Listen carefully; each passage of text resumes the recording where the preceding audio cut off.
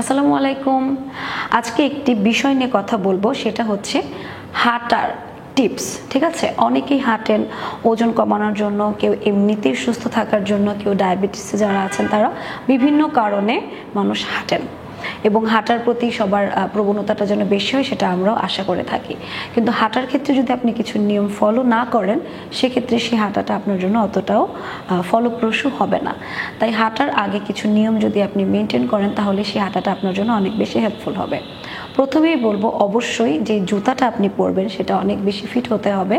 যেই জুতাতে আপনার ব্যথা হয় বা শক্ত, পায়ে ফোস্কা পড়তে পারে, এই ধরনের জুতা না পরে আরামদায়ক জুতা আপনি পরবেন। এবং হাঁটার সময় অবশ্যই আপনার মাথা এবং আপনার পিছনের অংশকে আপনি সোজা রেখে হাঁটবেন। বিকজ নিচের দিকে বা উপরের দিকে তাকিয়ে আপনি হাঁটবেন না। হাঁটার সময় চেষ্টা করবেন ছোট ছোট স্টেপ নিতে এবং দ্রুত হাঁটতে।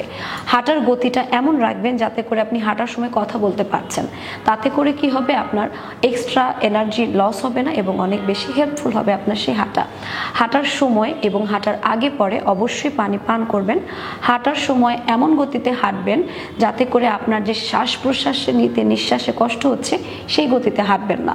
হাঁটার সময় অনেক বেশি পা উঁচুতে তুলে স্টেপ দিবেন না, কম পা উঁচুতে তুলে স্টেপ দিবেন। তাতে করে আপনার শক্তি কম ক্ষয় হবে এবং আপনার গতি ঠিক থাকবে এবং হাঁটাটা উপকারী হবে। হাঁটার সময় হাতকে সম্পূর্ণ ছেড়ে দিয়ে, কাঁধকে ছেড়ে দিয়ে হাঁটবেন এবং হাতকে মুভমেন্টের মধ্যে রাখবেন, হাতকে স্টিফ রাখবেন না। এই সব স্টেপস যদি আপনি ফলো করেন, আপনার জন্য হাঁটাটা অনেক বেশি হেল্পফুল হবে।